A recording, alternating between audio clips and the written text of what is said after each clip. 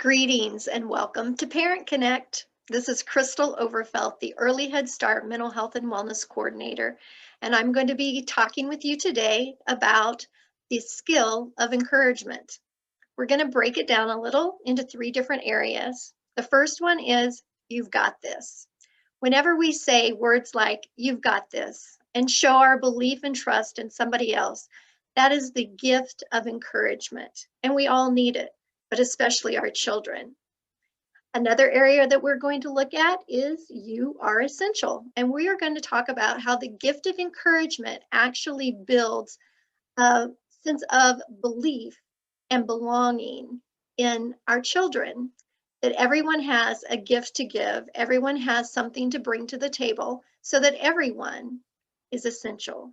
You are essential. And then lastly, we're going to look at the encouragement formula. And it's very simple. It is to say what you see. And we'll talk more about that later. But let's go ahead and get started by taking a little bit deeper look at encouragement. So our conscious discipline skill for this month is encouragement. Encouragement is a powerful tool because it speaks to the power of connection and to the power of our words. We all know that it's much easier when we're alone or isolated to allow seeds of self-doubt or a lack of self-will to discourage us from extending our efforts and accomplishing successes. But when we have someone who comes alongside us and speaks a different narrative to us, it can help to strengthen us and give us courage and the belief to try one more time or to finish that daunting task, simply because there is someone who sees us, who believes in us, and will celebrate our efforts and our accomplishments. Encouragement is such a gift. When you encourage your child, you help them to know that you are on the same team, that you're there to support them. If they're struggling, let them know they can do it. Tell them you believe in them. Tell them you've got this. Remind them, take a breath, take a minute, but refocus and tackle that task that's in front of you. Just know this, that the more you tell your children something, the more they'll start to believe it.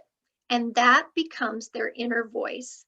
We want to help that voice to be something that is positive and motivating and encouraging.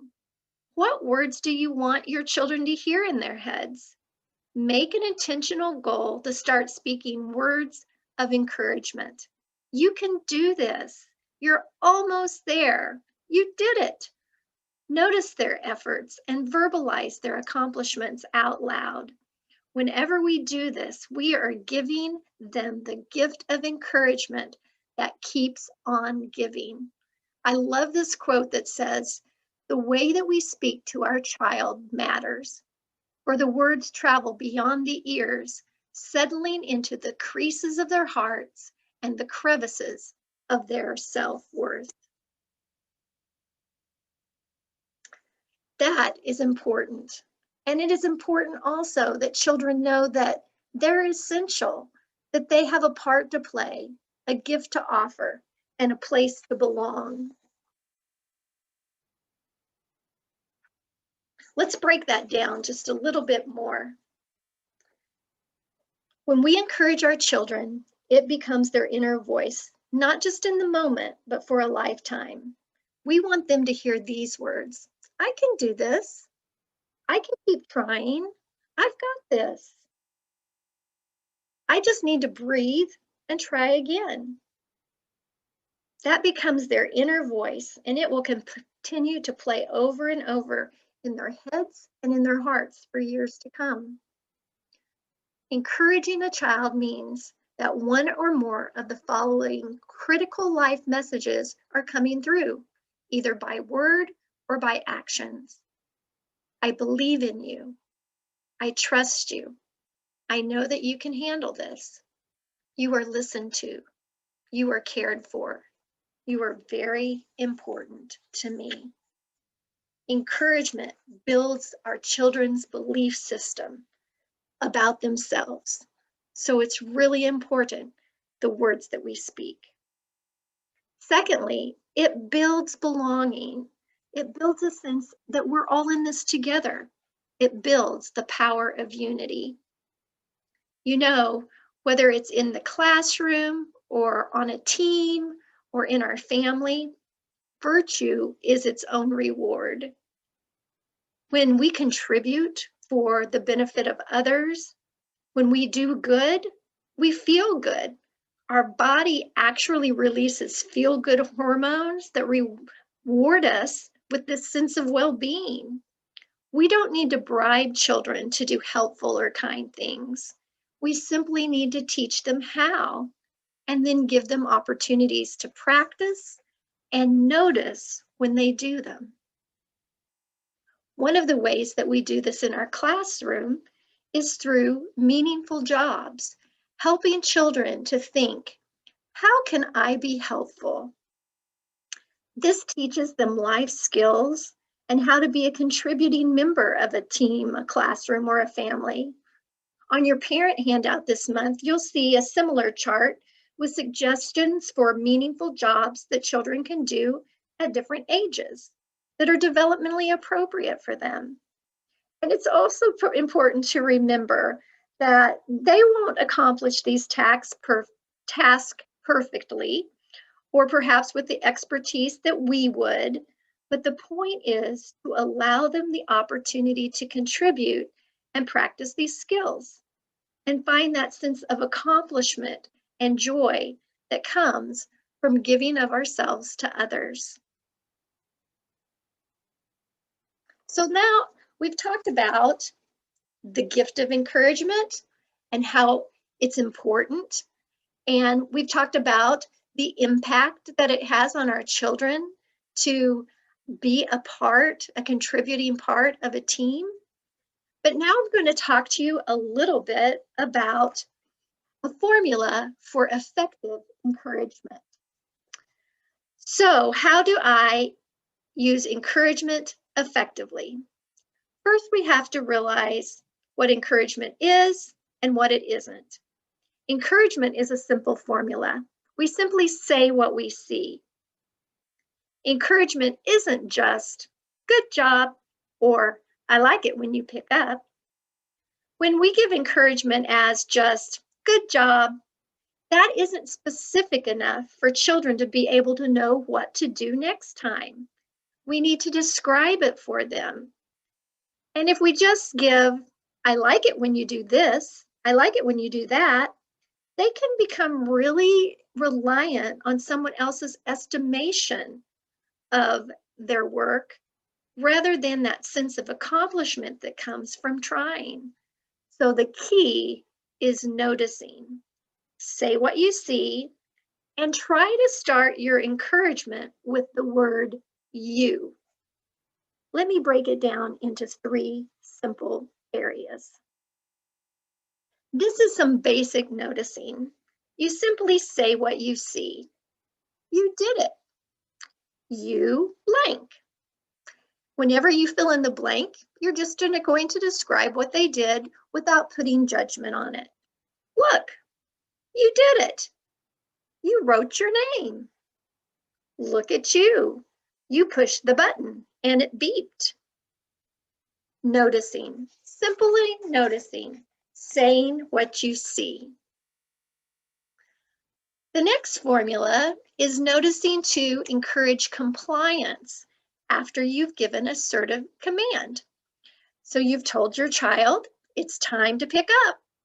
So encouragement that's going to encourage them to comply is to notice it when they do it. You did it. You picked up your toys. Or you did it.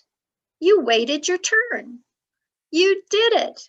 You held my hand to cross the street. Whenever we notice our children's compliance, it encourages them to do it again in the future.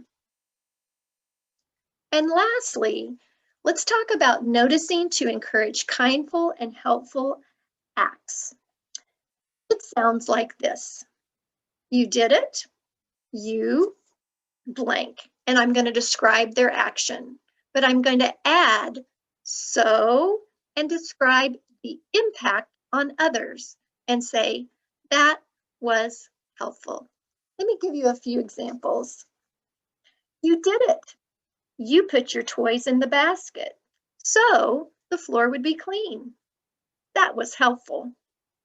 Or you set the table with forks, plates, and napkins, so our family would have everything they needed to eat dinner. That was helpful. Or you did it.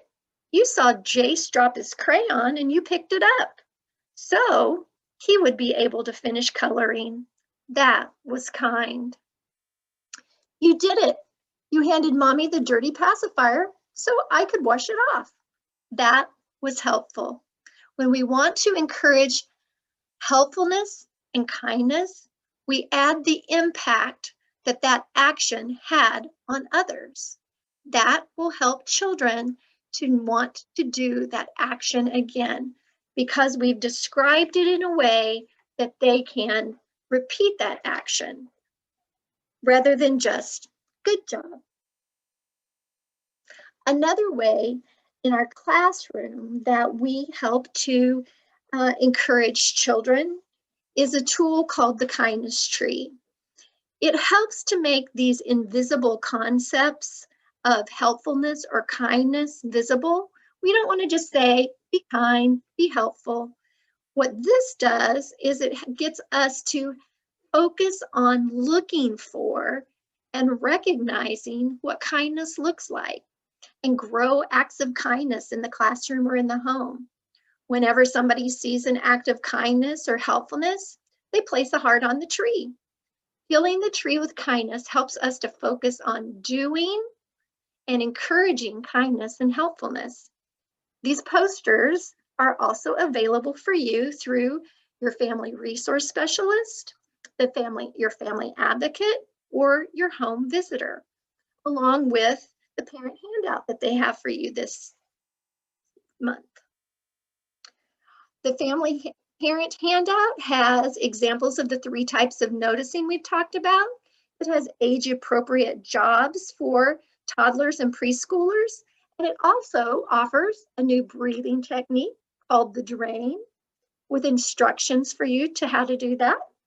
And then it also offers a new love ritual that's called On Your Face You Have a Nose, which is really fun for mirroring your child back and forth. We're going to be putting videos of both drain breathing and of the love ritual On Your Face You Have a Nose. So be looking for those in your Facebook feed so that you'll be able to see them done and then incorporate them with your child. And lastly, I want to leave you with a little encouragement. Parenting is the toughest job you will ever love. And there are moments that it seems overwhelming. And there are moments that you wonder, what did I get myself into? But I want to encourage you with these words. You are your child's first and most important teacher, and you have what it takes to be the perfect parent for your child. And so whenever you have those moments when you're feeling overwhelmed, I want to remind you to stop, take a deep breath, and relax, and remind yourself, I can handle this. I'm safe. Keep breathing. And then remember to wish your child well, because encouragement always starts in the heart. So make sure that you take that moment to wish them well, and then you'll be able to give them those words of encouragement that you want them to hear in their head, not just today, but tomorrow and the next day and the next day. And so with that, until we meet again, from our heart to yours, I want you to know we wish you well. We'll see you next time.